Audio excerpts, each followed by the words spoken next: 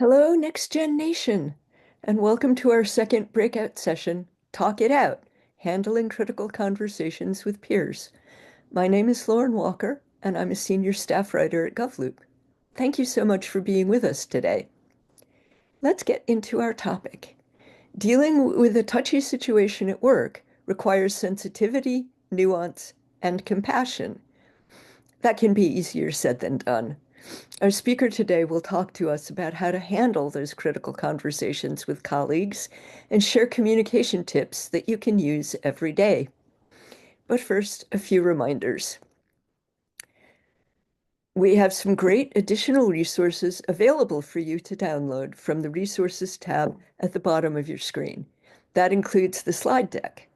If you need closed captioning, the Show Captions icon should also be at the bottom of your screen.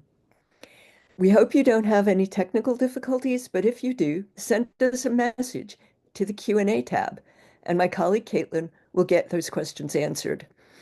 In the same Q&A portal, you can submit questions for our speaker. You can drop them in at any point. But we also have an open chat available for you today where you can interact with us and with other folks attending this session. So don't be shy. We want to hear from you. If you miss anything, don't worry. Tomorrow, we'll email you a link to the entire event directly to your inbox. Also, you can earn 1 CPE credit for your participation in this session. To get your credit, there are 3 things you need to do. 1, stay and participate for the entire session. 2, take all the polls. And 3, fill out the post-event CPE evaluation to obtain your credit. The polls will appear on your screen as a pop-up. They're multiple choice, so choose your response and click Submit to send in your answer. You can find the CPE evaluation in the resource module on this console or at the Resource Center in the main environment. All CPEs will be emailed directly to you once we confirm that you've met all the requirements. Okay, with all that housekeeping out of the way, let me introduce you to our expert. Joining us is Brenna Potter, owner and founder of Coaching to Confidence. She has insights and experiences to share with all of us. So without further ado, Brenna, the floor is yours. Excellent. Well, thank you so much, Lauren, and thank you to everyone for joining us today. I'm looking forward to being with you all for handling critical conversations with peers. Before we do jump into it, just always like to give people a little taste of what to expect. Very straightforward agenda today. Just going to do a little bit of a welcome and intro, and then our kind of key themes are going to be navigating the nuances of peer interaction, and then we're going to jump into some more of those detailed strategies to help you handle those conversations effectively. And of course, with plenty of time for Q&A, so feel free to drop your questions throughout the chat, and we will leave room for that at the end. But to kick us off in true coaching HR type lady fashion, I'd love to just do a quick visualization with you all as we're getting started. If you're comfortable, go ahead and close your eyes if you're a visual person like me. And I want you to think about a time when you felt really and truly understood and heard in the workplace. And really think about, how did it feel to have your colleague see you in that moment and feel understood? And if you have that feeling, hold on to it, because we're going to jump to the opposite end of the spectrum. And we're going to now picture a time where you felt the complete opposite. You felt dismissed, you felt overlooked. And how did that compare? Oftentimes when I've talked to people about these very questions, they say things like, well, when I feel seen at work, I feel valued, I feel respected, and I'm more likely to engage with my colleagues and be a part of a collaborative effort. But when you're feeling that overlooked and dismissed, there's often frustration and isolation that can happen. That keeps us from effectively communicating. And of course, that leads into productivity issues and team issues. So of course, we don't want any of that. I bring that up because my background is in human resources. I worked at Amazon for about 2.5 years in Amazon operations as an HR business partner. And in my time working in HR, I learned a lot about people leadership. But the biggest takeaway that I love to talk about to date, even though I'm no longer in HR directly, is just the importance of making people feel seen, especially in the workplace. Since that's a lot of the theme you're going to hear me talk about today. People really just need to be heard. And sometimes it's our job to just sit back and listen before we can effectively communicate our side of things. And so we're going to talk about that balance today. But I truly can't tell you how many times I had employees or managers walk into my office and just air it all out on a frustrating day. And they'd be like, wow, I feel so much better now that I've been able to actually just be listened to before we go into problem solving. So we're going to talk through some of those things today, and hopefully you'll walk away with some critical conversation skills. I did mention I'm no longer in HR. It's because I've left and do my own business now. So I'm actually a certified life coach. I help women transition into whatever new phase of life they're seeking, whether it's a new job, whether it's new hobbies, just trying to figure out what's next for them. I am their guide throughout that process. So that's what I do today. And I get to take all my fun HR lady skills along with me, especially for my young girls who are trying to figure out what is my next career move. So that's kind of my background, but let's jump into the good stuff we're here for, starting off with the nuances of our interactions. So the first thing is going to be very foundational. Sure, we all know, right? There's all kinds of ways to communicate in this day and age. So we have formal and informal types of communication. Of course, I'm sure we all have some sort of messenger we use at work now, lots of virtual meetings in 2025, hybrid schedules, we're not always in person. So there's all kinds of ways that we're going to communicate. And the important thing I want to make sure we all kind of cover together as we're getting started is there are also differences in what people prefer. So you may be someone who likes maybe a more informal style. You're okay if a colleague shoots you a quick IM to ask you a question, but you might be working with somebody on your team who really prefers more of a sit down, or, hey, can you give me a call and let's talk through this? Or let's grab 5 minutes after our team meeting in the office on Wednesday and go into this for a few minutes. So you just never know what preferences are going to be. And that's kind of one of the first things I want to highlight with these foundational things. It's an easy thing to overlook, but actually taking it a little bit of time to reflect on what are your preferences and taking a little bit of time and space to understand who your direct colleagues are and how they prefer can really make a difference in how well you communicate over time. So just one little nugget to keep with you as you're planning different communications and handling sticky conversations at work. And it can really help too. One thing I didn't put on the slide, but a lot of this comes from, I hear from a lot of generational differences as well. We have very diverse workforces these days with multiple generations. And I often see communication being a theme that can be challenging for folks. And so that's another reason that I think it's really important to just be open and honest with people about what you prefer so that you can kind of bridge that gap together and really understand how to see each other, how to communicate, and avoid some of those misunderstandings and issues with tone, thing like that. So strategy wise, that's kind of our next thing here, just being mindful to what is the sensitivity and the complexity of a conversation. So in my HR world, I unfortunately had to handle a lot of disciplinary conversations, but it was certainly never something we were going to handle over the phone unless they were a danger to themselves or other people, in which case we would. But most of the time, if you're just having a performance issue, we want to put time on the calendar. We want to talk in person, really make sure that you're seen, you're heard just as much as our point is getting across. And yes, I do see we were supposed to do a poll, Lauren, so we're going to jump back. Thank you for that reminder. So the poll is all about our communication methods. So what is your preference? Let us know so we can kind of get a taste of where we are today. And we'll leave this up for about a minute so everyone can answer. So Brenna, where are you calling in from today? I am in Baltimore, Maryland. So been here for a few years, but I'm a Virginia girl. I always feel like the need to shout that out. Okay. Yeah. Well, let's see. It looks like we have about 89% have answered. Okay, let's see. We've got some Isn't it? collaborative dropped in the chat. Let's see what else.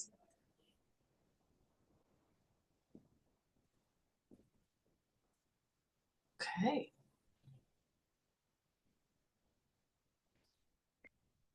Oh, we have someone for whom the poll didn't pop up. If you scroll up a little bit, there's an email to send to you that will make sure that you get your credit. It's nextgen@govloop.com.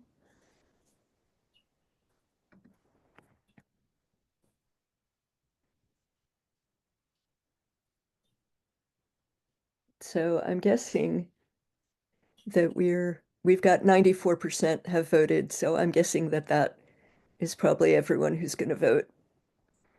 And so Yeah. here are our results. Yeah.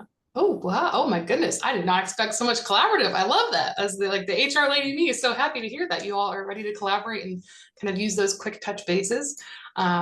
I see, Leanne in the chat, it's hard to pick one. It depends is definitely the answer that I lean towards as well. It really does depend on the sensitivity of the information, who you're talking to, when. So very interesting. Okay. Let me jump back to where I was, because that does kind of lead us back to what I advanced to a little too quickly. There we go. Okay. So like we were saying, clarity and professionalism with all of these things when we're talking about what is the sensitivity and complexity. One thing that I've also encouraged a lot of employees in my day too is just also being willing to verbally follow up. So for all of us here who have said we're more on that collaborative informal end, this is a really good one if you're communicating with someone where you're not sure what that tone was or what exactly their response meant. It's 100% okay to just touch base, verbally follow up with someone and say, hey, just want to make sure my message came across clearly the other day. Hope that we're on the same page. Those kinds of things can go a long way to make sure that person really sees that, okay, you're doing everything you can to hold up your end of the bargain, right? So that's one thing that can be really helpful, as is a couple of these other examples you'll see here. So asking, did my message come across clearly? Or sharing something like, okay, so if I'm hearing you correctly, you meant ... right? So it's okay to reiterate what you're hearing. It actually does help that other person feel more engaged with you and helps them with that visibility that builds that trust that you're looking for when you're building a team that can effectively communicate. And also being open to adapting your style. So as we continue to talk through this today, I would also encourage you to think about the flip side of your preference if you're on either end of the spectrum, and maybe think about viewing it from a different lens today and seeing what you can learn from kind of leaning into both ends of the spectrum. Right. So speaking of spectrums, this is my favorite little tool that I have in my tool belt. I call it the accountability versus compassion spectrum. And this is like the major bread and butter of what I loved about being an HR professional. It was like the biggest thing I coached managers on. So accountability and compassion go hand in hand at work, right? Obviously, we have a job to do. We're all here to get things done. So there are goals, there are norms within our team and expectations to be met. We have shared responsibilities. Your work doesn't happen in a silo a lot of the times. What you do can affect other people. So it's important that we're holding up our end of the deal and doing what we're supposed to do. But on the other hand, we're all human. And one thing that I will sing from the rooftops until the day I leave this earth is that you do not stop being human when you come to work. You don't leave your baggage at the door, whether it's a physical door or a virtual door. Life is still life. There are still things happening, which is why that compassion piece can be so important when you're trying to build effective communication styles within your team. So acknowledging people, seeing them for who they are. We're not always going to have good days. And sometimes it's okay to just acknowledge that. We don't have to share with each other. We're never obligated to give people explanations, right? But even just saying, hey, it seems like you might be having a frustrating day. I hear you, I see you. If there's anything I can do, that can go a long way for a colleague if you have that kind of rapport with them. But the important thing too, especially for those of you who might be in some sort of people leadership position, is finding the balance and making sure you're effectively applying this spectrum, because you don't want to be inconsistent and cause an unfair advantage for one or more parties within your team and the organization. That kind of imbalance can cause a whole host of other issues that you definitely don't want to happen, because then you'll have to talk to the HR people for bad reasons. So definitely keeping that in mind, right? Don't make it inconsistent, but also make sure that people are being seen and being heard. So with that, let's jump into some of those unseen realities. Like I said, we're not human, so just maintaining an open, empathetic approach. Maybe if you don't have the rapport where you can say, hey, I see you and I hear you, like I was just talking about, even just being willing to listen. Sometimes if someone says, hey, how you doing today? And someone answers, I'm just all right. It's okay to say, okay, well, I'm glad you made it to our meeting today. Something as simple as that, very simple acknowledgement, again, can go a long way in just having a human moment before jumping into the work that you're there to do. It helps build that rapport over time so that you can have those harder conversations that we're going to get into some more details about here soon. The other thing, since we did have that kind of interesting split with formal and informal, that I want to call out here really quickly is just varying comfort levels with feedback. That's something I read a lot about as I was preparing these slides for today. Is there's a kind of gap that we're seeing right now, people who are really open to direct feedback versus people who are really uncomfortable with very direct feedback. And so there's also this space to navigate with yourself and your colleagues or teams you might be leading, where you can try and get a sense for how someone likes to receive feedback so that you can collaborate more effectively when problems do arise and you have to work through them. So some people might want a more private space to be able to work through those things, and they might want to have that face-to-face time. Some people might be okay with a quick, email or IM saying, hey, I noticed today this was a challenge, I would love to see if we can collaborate on ways to overcome that together. Or your deadline, kind of pushed our project deadline back. And that was really challenging for the team to overcome, even though we met the client's deadline. What can we do to overcome that and support each other in the future, right? Those are difficult things to say, difficult feedback to give. So making sure you do that in a collaborative way, but also within a way that person's gonna be more receptive to, can be really beneficial. So I do have a point about power dynamics. I know we're mainly talking about colleagues today, but for those of you who are people leaders as well, I felt the need to share too, just being mindful of power dynamics in any sort of hierarchical structure within an organization. How your subordinates view you as a leader and vice versa can be a little bit different. Everyone has their biases when we're kind of viewing the structures at work. So just making sure if you do have that sort of power dynamic, you're being very mindful of that when you are communicating. Of course, we want to give feedback. We want to develop our people, but again, making sure that it's done in a way that that person's going to feel respected and valued, not like you're just being dismissed and accused of wrongdoings and those kinds of things. So it's just something to keep in mind. So now let's talk about strategies. We're going to do lots more of those fun statements you're hearing me already kind of start sprinkling in so far. So let's do some statements to start off with. This is also going to be our second poll today. So setting boundaries is something that I am very big on teaching my clients. It's something I did a lot with my employees and my leaders back in my HR days. So here I just wrote a couple of different statements for you to view on ways to kind of help set boundaries.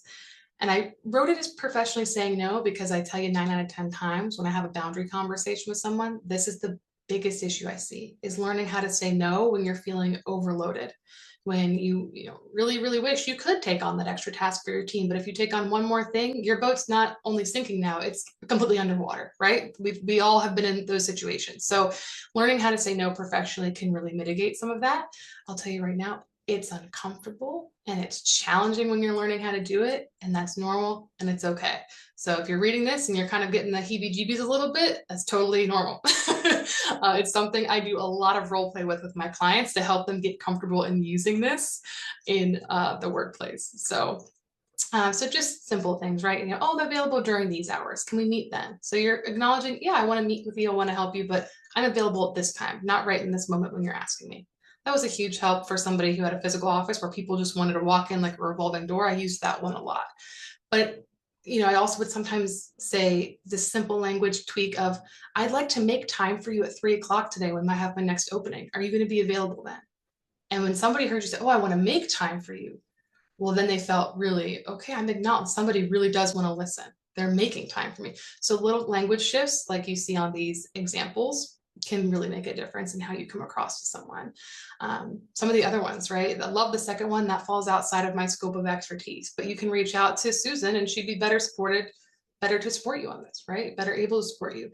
If you know who you can direct them to, that's another win, right? It's maybe I can't help you, but you'll be able to talk to so-and-so.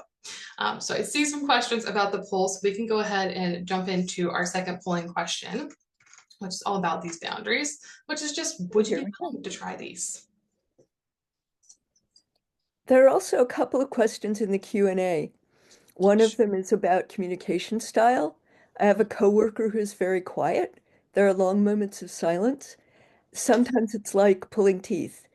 How do you communicate with someone who is silent unless you are asking a direct question? Even if you ask her about herself, she just gives you a short answer. Yeah, that can definitely be challenging. Okay.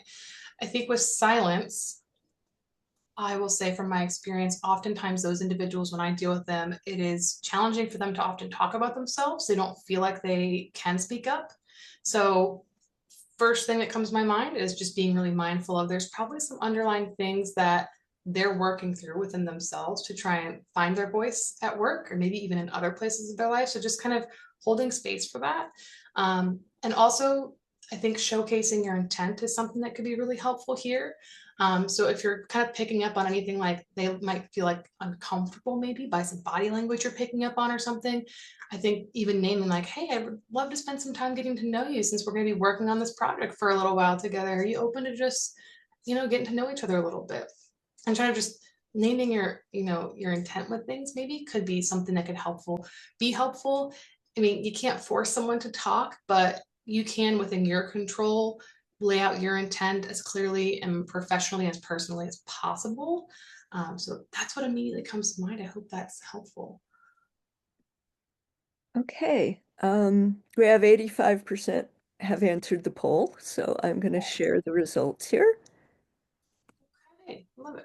Yeah, I love that it depends people. You're totally riding in my boat, but I love that everyone here so far is really open to exploring these things.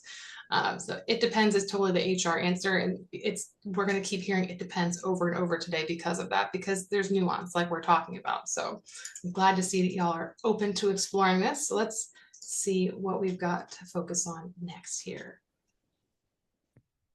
My slides want to go. Sometimes they don't want to advance for me. Here we go. Self-advocacy is key. That's right. I forgot this quote that I did want to put in for you all. Kind of just go along with what we've been talking about, but it can be also really uncomfortable, like I said, to put some of these into place. So just as the coach in me felt the need to put this out there, that self-advocacy is essential for you, but also for a healthy team at work. So it can be a little frightening sometimes, a little nerve-wracking to speak up. You might, like for me back when I was in HR, I would honestly feel guilty going to my supervisor sometimes and advocating for myself because, well, I know everybody else in my team is super busy, and are they going to think I'm not helpful? And things like that might come up, but it's more important to do the kindest thing you can for yourself so that you can operate at the highest capacity possible in that given span of life that you're in that season of life, rather than continuing to just burn yourself out to the point where you can't help anyone, even if you wanted to. So that's just a little nugget from all my experiences there. But setting the stage for success is the next piece. I think this could also be helpful with the Q&A question we were just talking about that silent coworker too. Sometimes environment can really be a key to getting someone to open up and really being able to have these conversations. So thinking about, do I need to do this in a private space, or can I just grab someone real quick after a conference room chat and just pull them to the side, right? Like some people might be okay with that. Some people might be really uncomfortable with that. So kind of gauging the relationship, the rapport you have with that person. Also, always seeking consent for these conversations is really, really essential, especially for someone who might be quieter. That can be huge as well, because you never know how someone's internalizing your request for a conversation. These days too, I know we have lots of virtual conversations as well. So also just being mindful of allowing for adequate time for these conversations to happen, especially if it's a serious, sticky conversation about feedback or a project that you're collaborating on that you really need to put your heads together and get some work done on. Making sure you have enough time to talk through whatever those concerns are and not rushing through it can be really, really helpful. Nothing worse than, oh, I need to talk to you about this thing. You have 5 minutes and now you're just going to be spinning out about all the different things that are going on rather than having solved anything with an appropriate amount of time to do so. So also the high stress and deadlines, right? That's a big thing as well. If you can avoid it, a lot of times, honestly, we can't, because life happens, work happens, stress happens. But if you know there's a big deadline coming up and a conversation can wait, it might be beneficial to put some time on the calendar for after that has passed, and everyone will be able to breathe out a little bit before you dive into a more difficult conversation. So here's again a couple phrases to get the ball rolling. Feel free to take a look at those. I think sounds like the slide deck will be available for you also. You can always go back to these as well and review them. But even just again the clarity. I'd like to set up a private virtual meeting to talk about this thing. Are you free for 20 minutes on Wednesday? Right? Something as simple as that. It's very clear. It's very direct. You don't have to overshare either. That's one thing where all these little X's are, where you're filling in the blank. Don't feel the need to overshare and overburden somebody with all the information up front. You can just give them the high level, this is the topic I'd like to speak on, when are you available? Rather than starting the back and forth of messages as you're setting up a conversation. So let's keep moving forward here. Reflection is probably the biggest thing I like to emphasize for people leaders in particular, because I've seen a lot of emotions arise when it comes performance feedback time or any sort of disciplinary action, things like that. Even if it's just day-to-day feedback, reflecting before you give feedback to anyone, whether it's colleague or somebody you manage, is really, really important.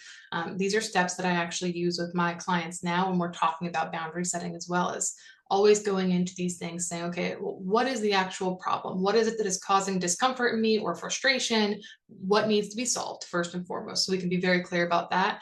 And then also asking yourself, what do you want out of it? What is the desired outcome? Because if you don't know that, it's gonna be very, very difficult to clearly communicate your reasonings, right? Yes, there's room for your frustration, and we're going to hold compassion for each other in our conversations. And if all we're doing is saying frustrations back and forth, we're not going to get anywhere. So that's why it's important to know what you really would like to get out of the conversation. So what are those key points that are going to be important for you? What is the impact of the relationship? That goes back to that point about power dynamics that we talked about briefly there, right? Is this somebody who it's going to be really uncomfortable every time I see them at the Thursday meeting if we have this conversation today? Or is this going to be one where it'll be okay? I have enough rapport with this person and I feel comfortable having this conversation one-on-one. So also thinking about reactions that might happen.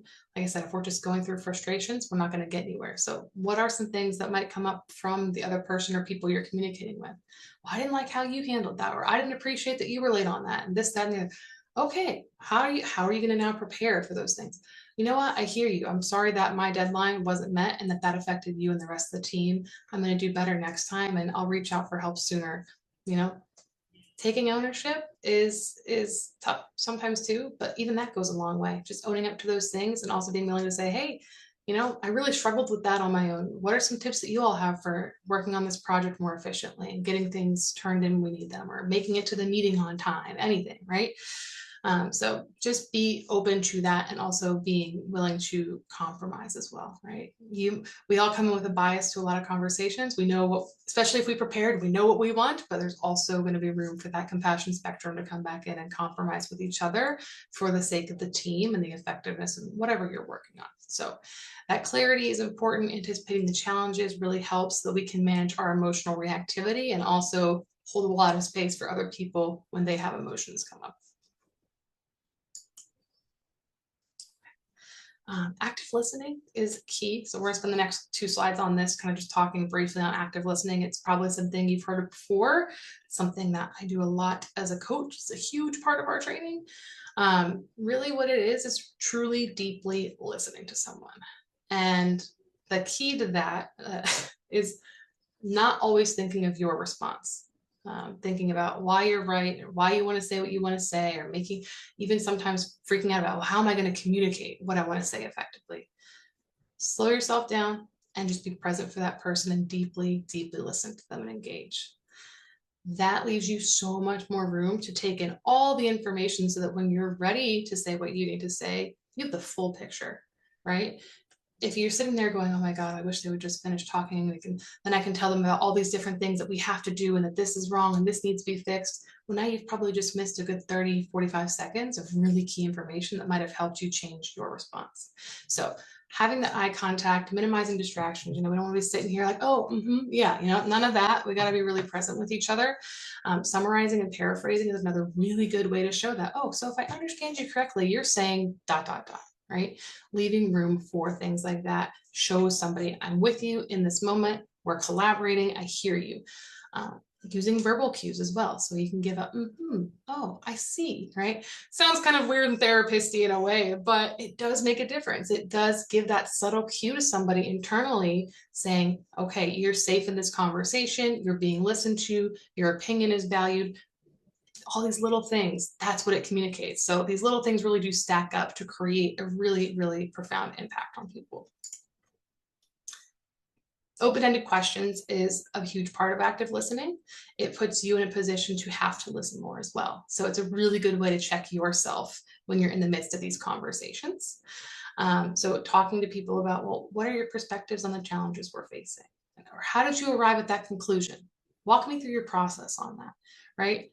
Some people, those two might feel a little bit abrasive because we're not used to kind of feeling a little bit challenged, but at the same token, that's really meant to be I'm genuinely curious, and always, coming from a place of curiosity too. And I think we spoke briefly about stating your intention. I think that's a really good word to use when you're feeling like there might be some tension is, out of curiosity, can we explore this together? Can we go deeper into this topic together? I want to make sure I'm understanding where we're at. I want to make sure we're on the same page. And I think I might have lost something. It's okay to really use those I statements as well and kind of put any sort of blame onto yourself so that they're not feeling like you're accusing them. It's, well, I think I need more understanding of this rather than, I don't think you know what you're talking about, right? Very, very different dynamics. So these are, again, a few extra open-ended questions and things that you might find useful kind of going through these sticky conversations.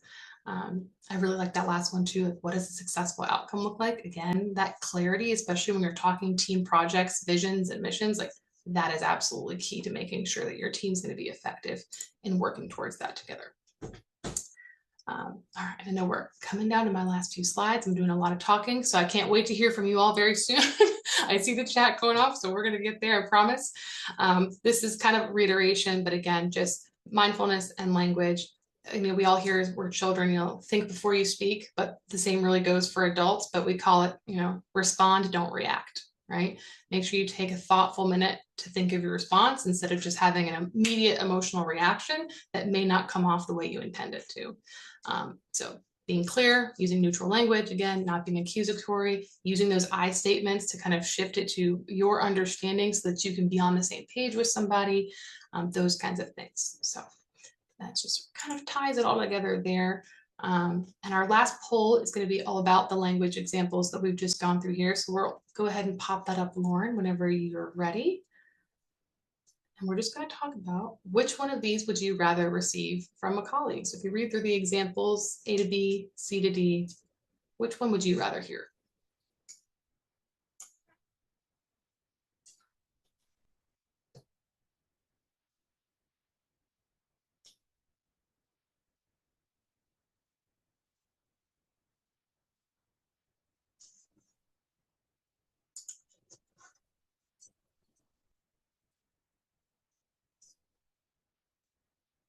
And just while we're waiting for the poll, there are a few good questions again in the Q&A channel.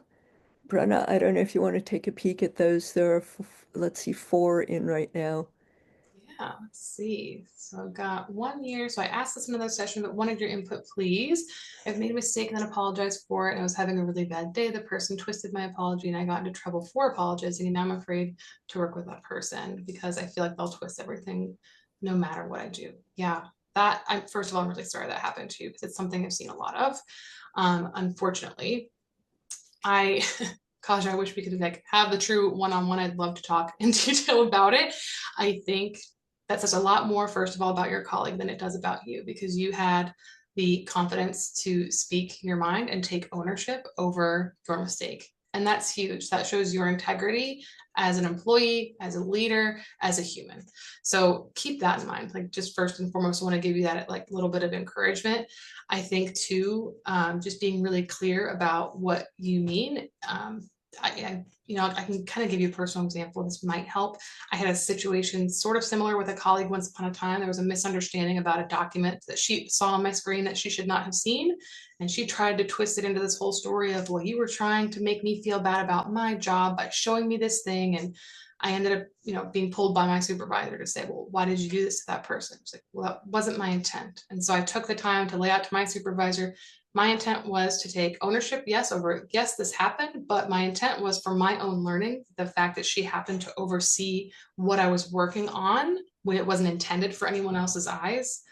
Really, I have zero control over. And if they're saying that I did something different, I don't remember that. I can't speak to that. I will take ownership over what I recall, what I know that I did, but I will promise you that my intent was not to harm the team or my colleague in any way. So I think it came down for me in that to be very clear about your intent. That's kind of the big piece I think I can learn and share from that story. And again, it also goes back to that. Just don't be afraid to advocate for yourself. If you're worried about doing it with a colleague one-on-one, you can always go to a trusted supervisor. So very long-winded answer, but I hope it was helpful. And here we have our results on the poll. Excellent. All right. Okay. So room full of excellent communicators. Clearly, we've got lots of B and D, right? So those clearly professionally outlined ones. I also feel you on the folks who answered C. Sometimes you do just want to say, stop micromanaging me. And that is totally normal and okay. Maybe not the okay thing to say at work, but my goodness, is that a normal experience? Awesome. All righty. And I think that was our last slide before we do more question and answers. Let me double check. Maybe. Yep, it was. Okay, there we go. Awesome. So we can keep going through these. I know we've got a couple more here in the Q&A, so we'll just keep plugging through those. All right, so we've placed on many projects with very young people. This task makes sense and suggestions. It becomes recommended. Ah, okay. Okay, I see. So making suggestions, but people taking offense to any sort of suggestion that you're making, it becomes an argument rather than a constructive conversation.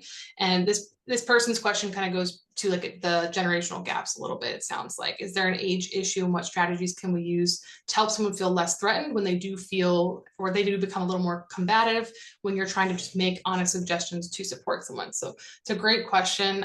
It certainly could be an age issue. I think, in my opinion, it could also just be someone's willingness to receive feedback. Not everyone knows how to constructively receive feedback, even if you're delivering it to the best of your ability. So I would say it takes patience, which it sounds like you've practiced with this person so far, but also, again, stating your intent. Hey, I want to make sure that our team is effectively communicating and working on these projects in a diligent manner. This is not a personal attack. This is just a professional to professional moment. So I think even using those open-ended questions with this person maybe could be something that's really good, and just kind of take inventory of how you question them, using curiosity as your tool with them. Like, hey, I'm genuinely just curious about this. I just would like to understand this more. I statements might be really helpful with someone like this who gets very combative. So that's kind of the big things that come to mind. So I hope that one is helpful. Let's see, what else do we have in here? Okay, so working with people who come from a really toxic and traumatic workplace in the past, they often react in a negative way, but they later apologize that it's muscle memory or instincts. So how to have a critical conversation with someone about that, but not downplay their experiences. I love how you asked that. That's a fantastic question. I think honoring it when they bring it up is a really good place to start. So if you're trying to have a conversation about it and they bring up that point about, I'm sorry, it's just muscle memory, it's impact from my previous workplace, say, I hear you. And I'm grateful that you're willing to share with me that that's your experience and that's what's coming up for you right now. And I'd really like to find a way to work together on being able to communicate better in the future. What would be a better way for me to approach a conversation like this with you next time?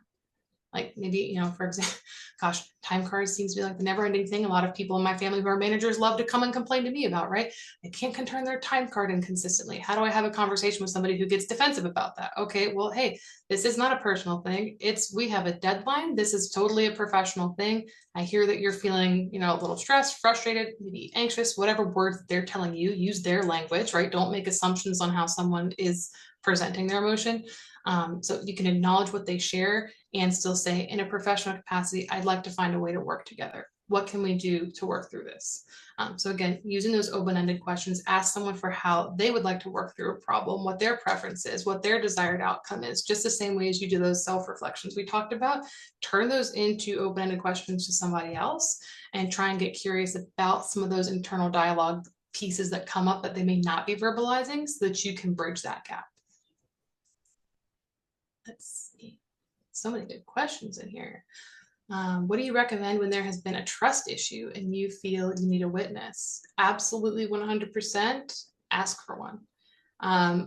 If you have a supportive supervisor or maybe human resources rep of some kind that you feel you can trust, it's okay to go to them first and say, you know what, my trust has been betrayed before when I've tried to have a conversation with this individual or about this topic. I would really feel more comfortable having someone there when I have this conversation. I had a lot of managers who would do that with me as their HR rep, just because they wanted to make sure the conversation was in the best interest of not only the company, but also their employee. Listen, I know they might get emotionally reactive and I might need some support in navigating that. That's completely okay. That's one of the things that your HR reps are also trained to do. And managers, to a certain extent, should be trained on that as well, but that depends on your division, your organization. So 100% ask for it until you find someone who makes you comfortable to have that conversation. A lot of folks are also trained in mediation in the workplace. There's some degree of training that can happen around that in a lot of organizations. So working with somebody who knows how to mediate a conversation can be especially helpful if you think that there's going to be an emotional reaction from you or someone else because of trust issues.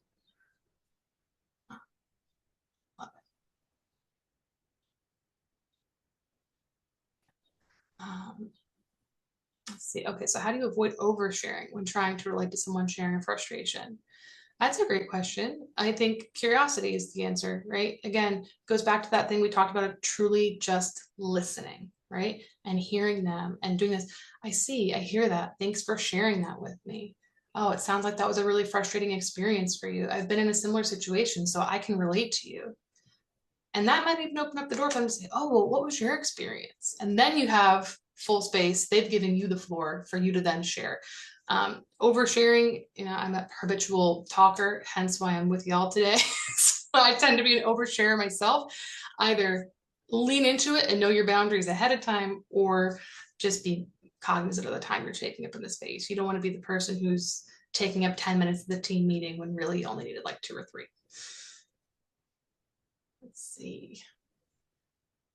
How do we approach an employee who's going through a tough time personally, but simple tasks are taking a long time to complete or not being done at all? Try to work with employees as much as possible, but only work gets worse. Okay, so sometimes I feel kindness and desire to avoid conflicts is being taken advantage of. That's a really, really good question. It definitely goes back to finding the balance on the compassion and accountability spectrum we talked about, right? So there is the level of expectation that we place, and then there is seeing you as human. And I think the way that I personally would approach this if I was in your shoes, this is totally from an advice standpoint, but is more so like, you've shared a lot of the personal experiences you're going through and how they're affecting you right now. And I'm noticing how it's coming across in your work. And I'd like to work with you on figuring out how we can mitigate some of that so that we can make sure that you're able to meet expectations of the role. And if for whatever reason we need to talk about solutions that maybe are out of the norm for temporary while you're navigating this, I'd really like to approach that with you, right? So that's why a lot of places have different accommodation approaches. And sometimes you don't have to make a super formal accommodation if you're willing to work with your employee and say, hey, maybe we can come to a solution. What do you think would be helpful for you to work with this specific task? Because I notice this is the one thing every week that isn't being delivered on time or isn't up to your normal standards, whatever it is that you're observing.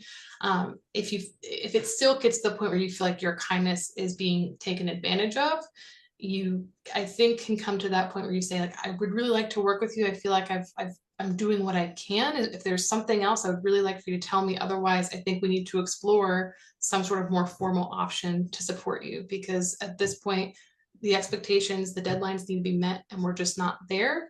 And this might be beyond scope of what I can do to support you as your manager. So I think it's okay sometimes to just say, policy and procedure is what it is. Expectations don't go away because we're human. If you've done everything you can with somebody, yeah, it's going to be okay to say, we got to move on. Move on to the next option. Speaking of moving on, okay, so how do we move forward with individuals who don't want to meet you halfway, who don't want to compromise, even when you've tried to be professional, you've reflected, you've made all the efforts to bridge the gaps? Whew. Well, our favorite phrase of the day, it depends. I have questions about kind of the dynamic here. Is this like a hierarchical thing? Is this peer-to-peer?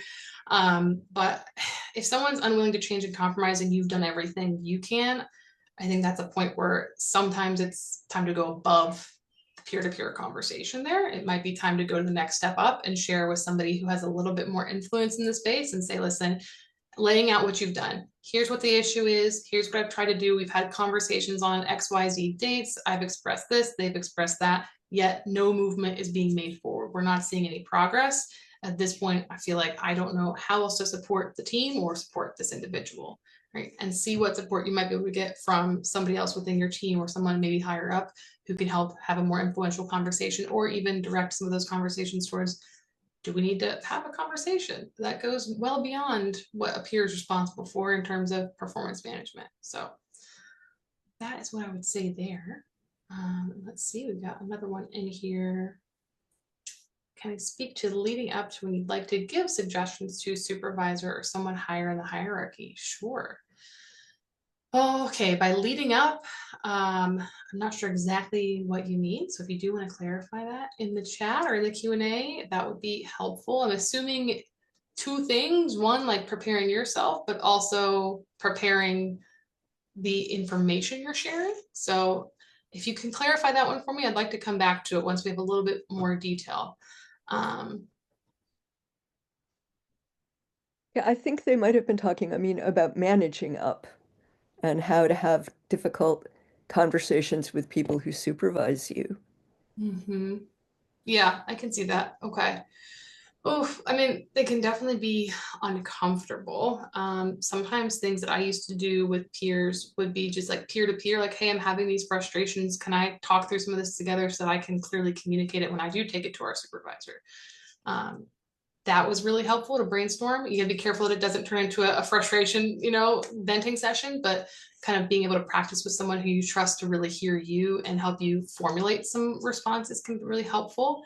I also think depending upon the rapport you have with that supervisor and kind of going up the chain, you might be able to say something along the lines of, I'd really like to speak with you about X topic. I'm a little bit nervous to have this conversation with you, but it's really important to me for the sake of insert why it's important to you that we have this discussion together. So that's kind of what comes to mind as I think about going up the chain of command. I think it's always appropriate to name that, hey, I'm feeling a little uncomfortable, but I also think it's beneficial that we have this conversation so that our work can get done effectively. And giving an example of leadership not being willing or capable of change in a situation. Ooh, do I have an example of leadership not being willing to change? I do. It ended up going in the HR department's favor, not that manager's favor, but I think they became a better manager for it. I don't know how applicable it'll be to whatever you're thinking of, but what I can share, I had quite a few employees in the last building that I supervised who had some sort of accommodation due to personal medical disabilities of some variety. There were a few who needed very serious accommodations that were very simple to put in place, though. They should not have been a question whether or not management would have put them in place. And there was probably a 2-month span where at least 3 days a week, I was talking to the same leadership team over and over again about why is this accommodation not put in place? We've given you the resources. What is the holdup? And it was excuses. To be honest with you, there were many, many excuses that were given. Oh, well, I couldn't find the proper equipment, or the internet stopped working, so I couldn't connect to the service we needed, or, oh, that person showed up late, so how was I supposed to deliver everything when they showed up to our meeting late? It's like, well, yeah, they showed up late. That's a totally separate issue from you not honoring the needs of this individual where you need to change. So if you're going to be an effective leader, you need to be able to hold space for this individual came late, and that's a separate conversation from making sure this person gets the appropriate information that they need. It became a lot of just that conversation, quite literally multiple times a week for 2 months, and them also receiving write-ups from my team because they weren't following through and that their supervisor signed off on until they finally said, okay, we're going to make it happen. We don't want these repercussions anymore. So to be honest with you, from an HR lens, sometimes it had to go to the point where I had to threaten disciplinary action against my leaders because they weren't making the appropriate decisions and actions. Again, it's very specific with like ADA stuff, so I don't know how applicable it's going to be, but let's see. Suggestions about the team leadership style. Oh, I think that's very individualized. There's all kinds of leadership styles. I feel like leaning into your strengths is always a plus. But if you're noticing your team isn't necessarily super receptive, that's where you might want to have that uncomfortable moment of asking them for feedback of, hey, what would be a more helpful approach for me to give our, QBR results or the BBR results or whatever, that you're trying to elicit from your team, kind of opening up to feedback from them. That's not a common thing I've seen from a lot of leaders, but the leaders who have done it, I see them get a lot more engagement from their people just by being open to saying, I'm willing to receive feedback. It doesn't mean we're willing to receive disrespectful feedback. It should always be constructive, but just being open to it has been something that can be helpful for you to develop a leadership style that works with the people that you're currently supervising. see. How do we start a conversation with someone who takes everything you say personally when you are trying to help them better themselves in their position? Ooh, okay, that's a really tough one. I'll tell you advice that my coaching colleagues and I give each other all the time, which is you cannot care more than the other person does. And that can be a really hard thing to accept at work when you're trying to help with team dynamics, productivity, deliverables, or if you care really a lot about that colleague and you really want to help them, you genuinely are invested in their development. And that's a wonderful quality. But if they're not willing to meet you in that, you can't give more than they're willing to receive. It's just gonna you're pouring into an empty cup at that point. It's a cup that's got a hole in it, right? So if I can give you a metaphor for it, that's what I would say. Um, if it's really important to you to have those conversations, um, depending upon how they respond, you can again come back to that intent piece of, recognizing, hey, I see you're frustrated as we're having this conversation right now. I just want to name that my intent here today is just to share, peer to peer as colleagues so that we can be effective in our work together. So that is another way that you might be able to approach it. Always naming your intent, seeking permission. Seeking permission with somebody who really doesn't want to talk can be a really helpful way as well.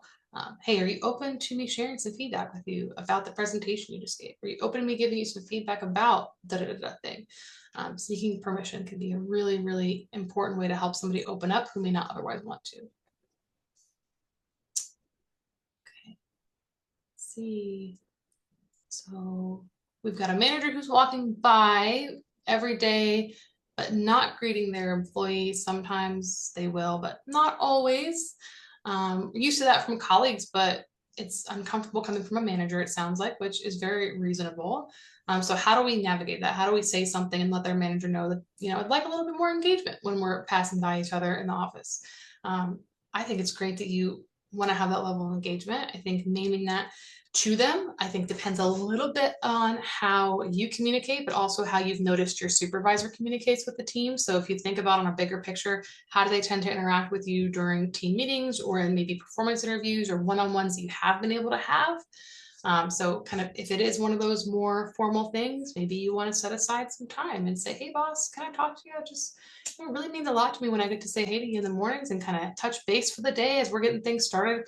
Would love to be able to do that more. Is that something that we can, put on the agenda or just put it on your radar? That would be really helpful for me and to keep me engaged. I mean, you can even say things like that because leaders do need to hear feedback on how to keep their people engaged.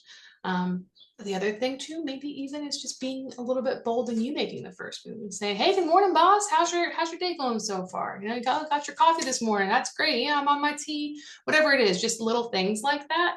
Don't be afraid to initiate it. I mean, communication is human interaction. It can be hit or miss sometimes. So you might feel a little bit shut down if they don't respond, but keep testing the water, seeing what they are receptive to, lean into that. It's just a little bit of room here to play around with it. So you're very welcome. I'm glad that was helpful.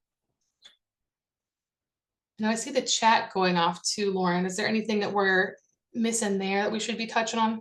There are some good comments. One is about the fact that a lot of places the HR department is what's been put on reduction in force, which isn't really a question, but it does add to how can you handle that without HR to go to, Mm-hmm. just about how managers are under tremendous stress right now. Sure. Yeah, And then absolutely. a couple of comments about how when people take things personally, it's often more about them. And this person has suggested that you say, that you tell them this is not personal, this is about work, Mm-hmm. to help defuse that. And um, and someone is recommending another author named Sheila Heen, and that handling feedback gracefully is really important. So there are those, but there are more comments. Yeah, Um, no, those are all fantastic points. Absolutely. And the reduction in force is very challenging. I will say, I when I was unfortunately in my last position, my HR team was dealing with that. We were under stress and they were firing us and laying us off left and right. So those of us who were left standing were very stressed. Our managers that we supported were very stressed. So definitely can just sit with you in that frustration. It's hard when you want support from the team who feels like they don't have enough of themselves to go around. It can be helpful to really just lean on colleagues who you do trust, or even finding like support groups and things online of people who want to talk about how to do communication right, and kind of educating yourself with other resources can be a really helpful way to get things that you may not be able to receive from any sort of leadership because of things like that.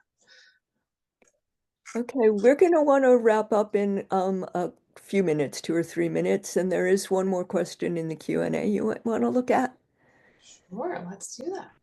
All right, so we've had a boss who's retired, got a new boss 10 days later, you were hired, the coworkers said they wanted to change their premise. I'm just going to read this aloud for the people who can't see it. Our Yeah. team had a boss retire and got a new boss just 10 days after I was hired. Two other coworkers decided they wanted to make a bunch of changes that aren't necessary to the work that I do, and it has caused a lot more work frustration for me and another company we partner with. I have trouble getting our boss to see my side because the other two have been there longer and have very strong personalities, and he tends to just follow them, even if he doesn't necessarily agree. Oh, that's a tough one. That is a tough one. That is definitely a tough one. Give me a minute to marinate with that. Although I only have a minute, don't I? I have a um, couple.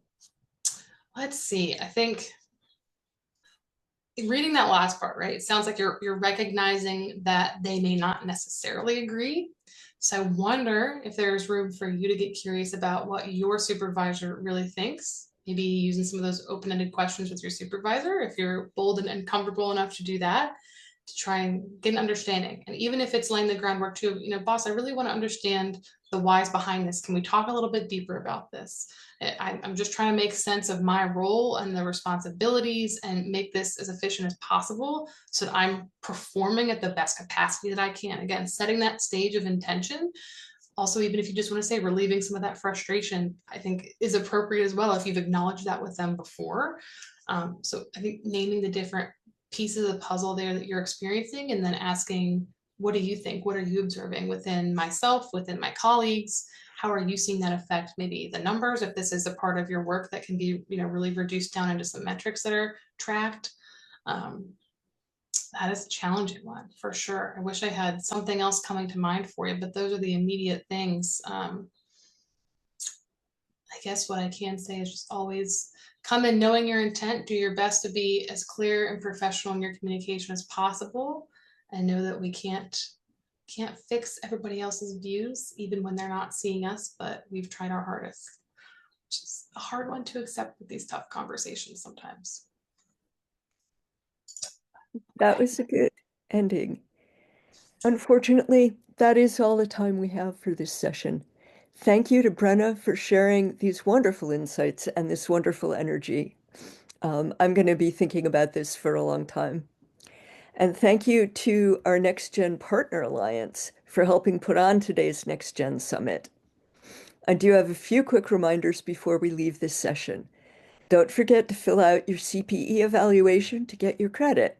And if you haven't already, head over to the exhibit hall to check out our amazing booths. They're filled with additional information and resources. And up next, our closing keynotes will start at 3 p.m. Eastern. You can access them in the Sessions tab in the main environment. And we'll see you there. Thank you so much for joining us.